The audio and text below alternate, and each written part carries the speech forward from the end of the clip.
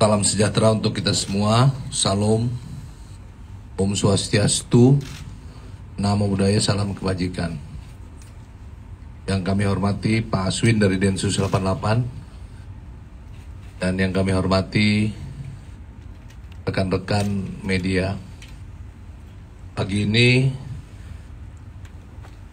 akan disampaikan rilis terkait dengan penegakan hukum terhadap beberapa tersangka tindak pidana terorisme khususnya di bulan Oktober 2023. Beberapa waktu yang lalu telah kami sampaikan ya, dan juga banyak rekan-rekan menanyakan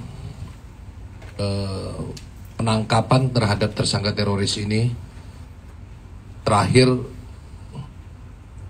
saya sampaikan ada 27 di beberapa tempat ya. Ada di Jawa Barat, ada di wilayah DKI, ada di Kalimantan Barat dan lain-lain. Nah, hari ini hadir langsung Kombes Aswin dari Densus 88 akan menyampaikan secara detail terkait berapa tersangka yang telah ditangkap. Kemudian tentu akan ditanya oleh teman-teman, begitu masifnya dan begitu seriusnya Densus 88 melakukan pencegahan dan penindakan terhadap tindak pidana terorisme. Tentu ini harus kita sampaikan. Kenapa? Bahwa Densus 88 Anti Teror Polri selalu dan senantiasa tidak ada batasan waktu sepanjang masa melakukan tindakan baik pencegahan maupun penindakan terhadap tindak pidana terorisme.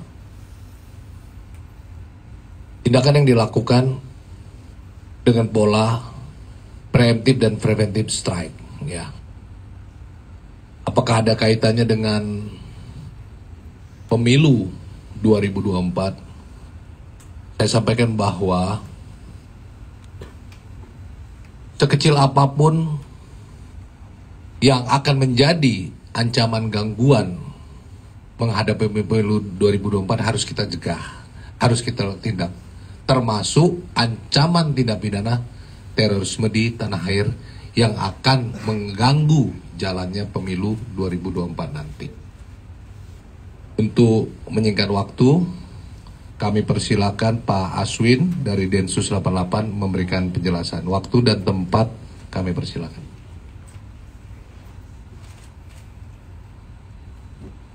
Terima kasih, Jenderal.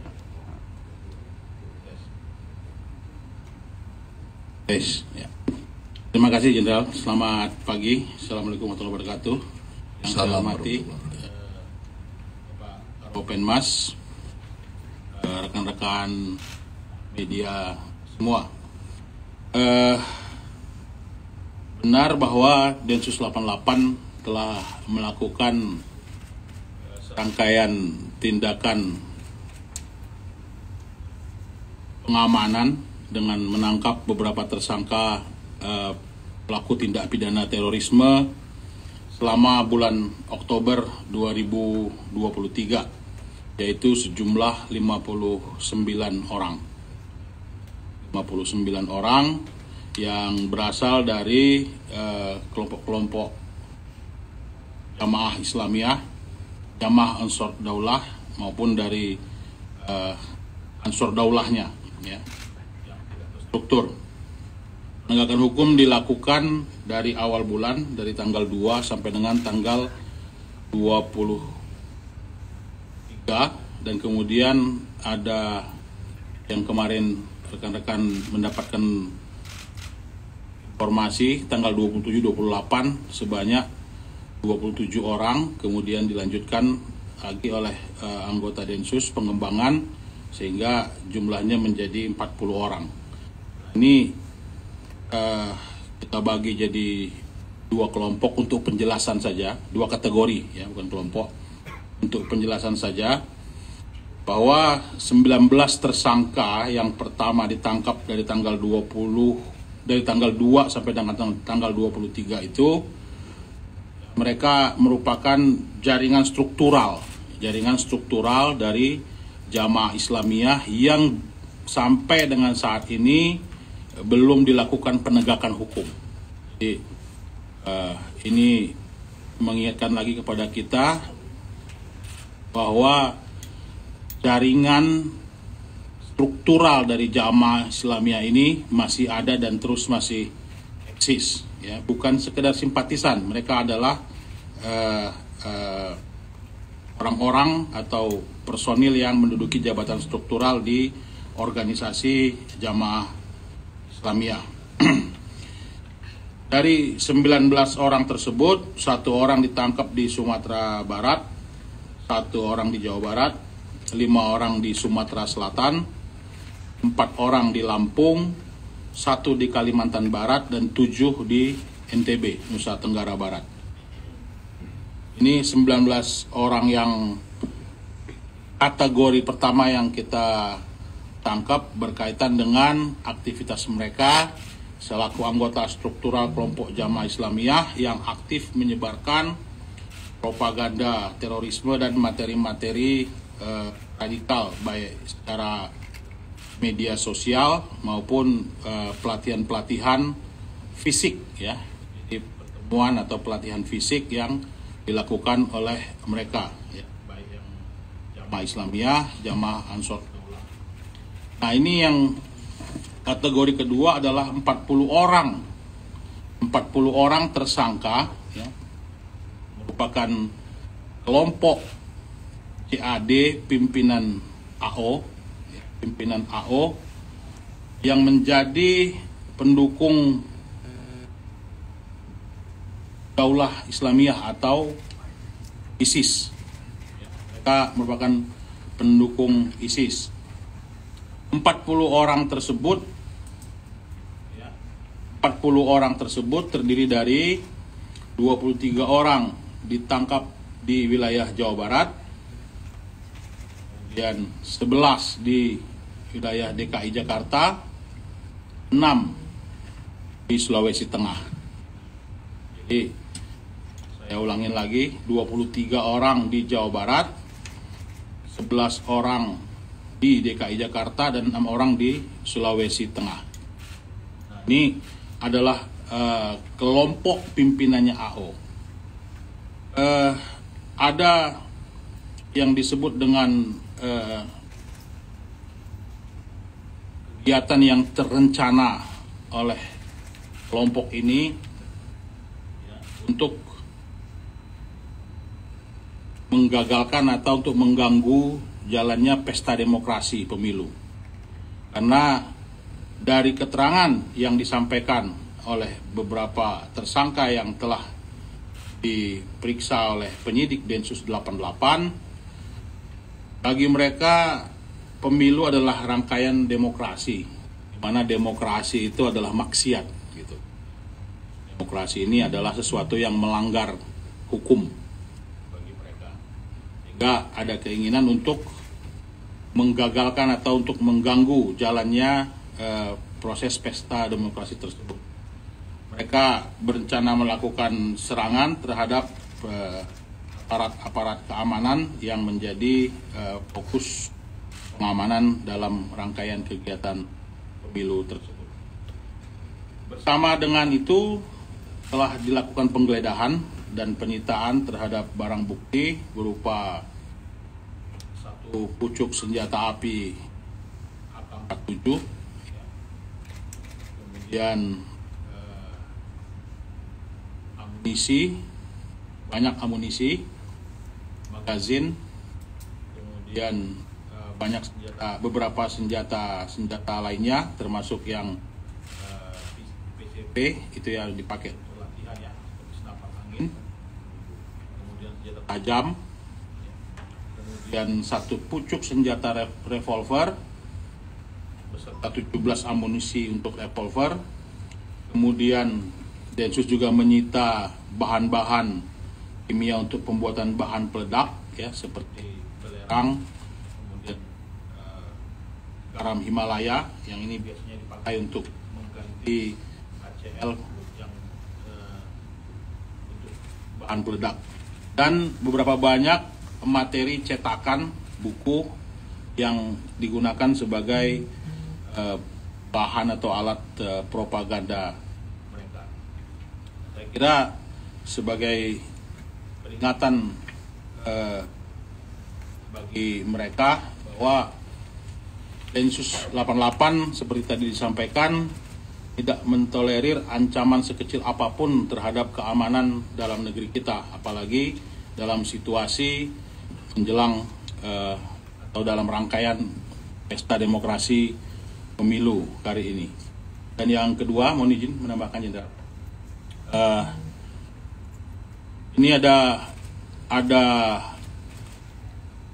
merupakan bagian dari informasi ya untuk kita bahwa dengan terjadinya beberapa konflik global di dunia ini, jangan sampai masyarakat terbawa-bawa untuk mendukung ataupun ikut memberikan donasi yang tidak terarah, kemudian melakukan demo-demo yang sebenarnya ditunggangi oleh beberapa kelompok teror untuk mengangkat isu-isu solidaritas, isu-isu ketertindasan, beberapa isu-isu humanitarian lainnya yang istilahnya menaikkan giroh semangat untuk melakukan kegiatan yang mengarah kepada perbuatan atau aksi terorisme. Ini kita semua mengharapkan kondisi keamanan dalam negeri yang kondusif ini tetap dapat terjaga, dan Densus 88 sekali lagi tidak pernah berhenti untuk terus melakukan pengawasan atau monitoring terhadap aktivitas kelompok-kelompok teror ini, baik secara jaringan maupun individu-individunya. Saya kira untuk pembukaan mungkin demikian, nanti mungkin ada tanya jawab, kami siap untuk tambahannya. Baik, terima kasih Pak Aswin. Ada beberapa penjelasan yang telah Aswin sampaikan, termasuk himbauan terhadap masyarakat ya, agar tidak mudah terprovokasi ataupun terpengaruh dengan isu-isu global atau internasional, sehingga mendukung yang tidak terarah. Jadi mendukung yang terarah yang boleh, yang jelas berarti, tapi jangan sampai ada kelompok-kelompok yang mungkin ditunggangi oleh kelompok-kelompok jaringan teroris memanfaatkan isu-isu ini. Silakan teman-teman bila ada yang ditanyakan.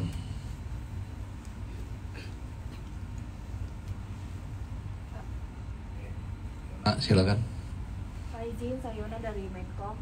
Mau bertanya Pak Aswin, izin, waktu itu kan ada penangkapan tersangka teror di Sumsel Pak. Nah, ada salah satunya tuh disebut di media sosial tuh tersangka ada IW, pimpinan Pondok Pesantren Nurul Quran di Ogan Komering Ilir. Itulah apakah benar infonya Pak? Terus perannya apa saja kalau memang benar? Yang kedua, penangkapan puluhan orang, 50 lebih ini, muncul spekulasi penangkapan teroris ini untuk mengimbangi isu-isu yang tengah hangat diperbincangkan saat ini, seperti kasus Firly Bahuri Ketua KPK. Bagaimana tanggapan dari Densus 88? Yang ketiga, puluhan tersangka ini kan sudah ditahan ya Pak ya. Kemudian mereka ini dijerat pasal apa saja dan berapa tahun penjara? Silakan Pak Aswin. Oke.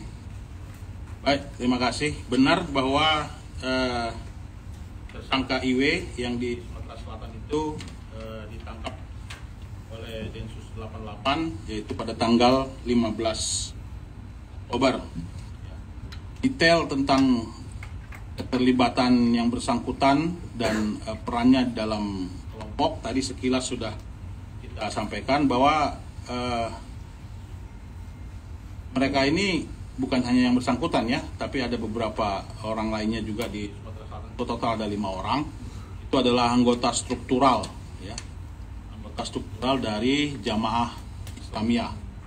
kita tahu bahwa Jamaah Islamiyah itu sudah terdaftar sebagai DTTOT, apa itu? Daftar terduga pelaku teror dan organisasi teror. Jadi siapapun yang bergabung ataupun memberikan dukungan kepada kelompok-kelompok yang sudah dinyatakan sebagai organisasi teror ini akan berhadapan dengan proses hukum, dengan Densus 88 dalam hal ini. Ini dia anggota struktural dari organisasi Jamaah Islamiyah. Itu yang pertama. Yang kedua, Densus 88 tidak pernah berhenti bekerja, tidak terkait dengan kasus-kasus lain yang berada di luar atau tidak ada kaitan dengan apalagi situasi yang tidak berkaitan dengan teror. Kita bekerja murni karena adanya indikasi ataupun berupa tindakan-tindakan preemptif dan preventif terkait aksi terorisme. Kita berusaha mencegah di awal sebelum di tahap persiapan. Jadi kalau sampai di tahap persiapan itu yang tadi disebut oleh Pak Karopenmas sebagai preventive strike, kita kalau bisa di awal ketika tahap itu masih di tahap sebelum atau pra persiapan itu pun sudah kita lakukan penindakan ketika mereka melakukan pelatihan-pelatihan propaganda, dan di tahap ini di mana kita bisa dengan Undang-Undang Nomor 5 Tahun 2018 yang memberikan amanat atau mandat untuk melakukan tindakan preemptive strike, maka kita akan melakukan di tindakan itu. Sehingga keterkaitan antara tindakan Densus dengan berbagai peristiwa politika atau peristiwa kriminal lainkah tidak ada. Jadi Densus 88 murni melakukan tindakan yang profesional berdasarkan alat bukti yang memenuhi unsur-unsur pasal atau tindak pidana terorisme. Adapun pasal seperti yang dipertanyakan tadi, ini nanti penyidik masih akan terus mengembangkan karena penyidikan masih berlangsung. Ini masih tahap awal banget untuk menentukan sangkaan-sangkaan pasal dan yang akan diterapkan kepada yang bersangkutan. Yang jelas mereka Densus 88 telah mengumpulkan bukti-bukti permulaan yang cukup untuk melakukan tindakan dan preventive strike dengan menangkap yang bersangkutan. Nanti kita akan update lagi untuk penyidikan. Sudah, Yona? Pak, terkait pondok pesantren itu Pak, santrinya gimana Pak? Terakhir Pak, apakah sudah melakukan baiat juga kepada JI itu Pak? Saya kira Densus tidak melakukan pengawasan ataupun monitoring yang seperti orang per orang seperti itu ya. Kita akan berdasarkan bukti atau keterangan yang sudah kita dapat dari para tersangka atau saksi yang sebelumnya. Tidak menutup kemungkinan memang akan berkembang seperti itu. Tapi apakah itu santri atau bukan santri atau orang luar dari pesantren itu kita nggak bisa jawab sekarang. Itu berkembang sesuai dengan penyidikan yang dilakukan. Yang lain? Ya, Rahel dulu ya. Terkait ini dari sekitar 50-an tersangka teroris yang sudah diamankan ini, apakah dari beberapa dari mereka ada yang sudah merencanakan misalkan amalia atau penyerangan ke kantor-kantor polisi ataupun pengeboman ke daerah-daerah tertentu dari pendalaman yang sudah diperoleh? Dari keterangan yang bersangkutan yang catat oleh penyidik ya atau hasil dari pendalaman, memang ada rencana penyerangan tersebut, terutama ke fasilitas-fasilitas pengamanan polisi ya, dan masih ada kaitannya dengan aksi atau tujuan besar untuk menggagalkan pesta demokrasi atau rangkaian pemilu tersebut. Itu yang sudah terencana di daerah mana Pak? Kan ada tersebar banyak daerah. Saya kira untuk memberikan detail seperti itu kita pending dulu ya, karena saya kira penyidikan nanti akan terus berkembang dan informasi-informasi yang bersifat classified nanti kita nggak bisa publish seperti ini, atau mungkin nanti akan dirilis setelah penyidik selesai mengembangkan kasusnya. Masih dalam proses ya. Yang lain? Pak, lanjutan Pak. yang laki-laki. Ya, izin Pak dari Antara Pak. Lanjutan terkait tadi itu Pak, bentuk penelusuran dan antisipasi kita bagaimana Pak? Itu kan terkait agenda besarnya mereka untuk mengganggu stabilitas, apalagi di momen pemilu ini. Ini gimana Pak dari kita sendiri? Baik, ini adalah terima kasih Mas ya. Ini adalah salah satu dari upaya Polri khususnya Densus 88 untuk mengawal atau untuk mengamankan rangkaian tersebut. Densus 88 terus memperhatikan dinamika atau eskalasi khususnya ancaman teror ini ya, yang tadi sudah saya sampaikan sebagai bentuk edukasi ataupun himbauan kepada masyarakat untuk tetap tenang atau tetap melakukan aktivitas sebagaimana biasa dengan tidak terbawa oleh isu-isu seperti konflik-konflik global, termasuk isu-isu yang memaksiatkan atau menganggap maksiat pesta demokrasi seperti ini. Itu tim-tim saya kira bukan cuma di Densus tapi banyak pihak terlibat untuk mengamankan atau untuk menjamin lancarnya pelaksanaan Pilpres tersebut. Nah, di Polri juga bukan cuma Densus saja, masih banyak lagi satuan-satuan lain yang melakukan tindakan yang sama, yang beragam. Mungkin rekan-rekan sudah banyak lihat rangkaian-rangkaiannya dari tahap ke tahap. Nanti Densus akan terus memonitor perkembangan itu. Gitu. Oke, cukup. Baik, silakan Mbak. Berarti apakah eskalasi ancaman teror ini memang terjadi di saat-saat menjelang pemilu seperti sekarang, atau mereka sebenarnya senyap dan memang melakukan ini tuh menjelang pemilu, atau gimana sih Pak? Baik, bisa dipastikan bahwa sebenarnya tidak ada peningkatan eskalasi yang tinggi terhadap ancaman keamanan di negara kita. Bahkan istilahnya termasuk ancaman yang datang dari luar, dari kelompok-kelompok teror yang di luar yang masuk ke dalam wilayah Republik Indonesia. Ini Densus bisa memastikan bahwa tidak ada perubahan eskalasi ancaman yang harus kita khawatirkan. Tindakan-tindakan yang dilakukan adalah tindakan preemptif dan preventif. Jadi tindakan yang dilakukan sebelum atau pada tahap persiapan.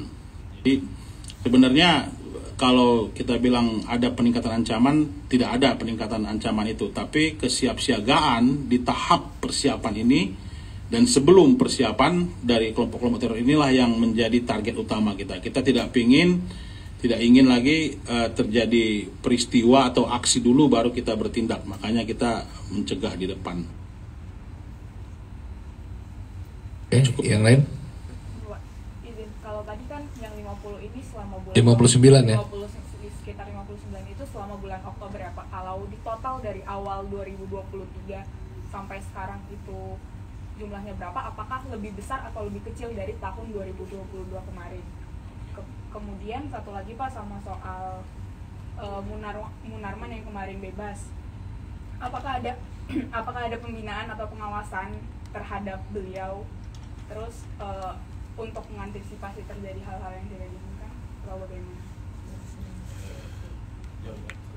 Baik, sampai saat ini total di tahun 2023 itu ada 104 yang ditangkap.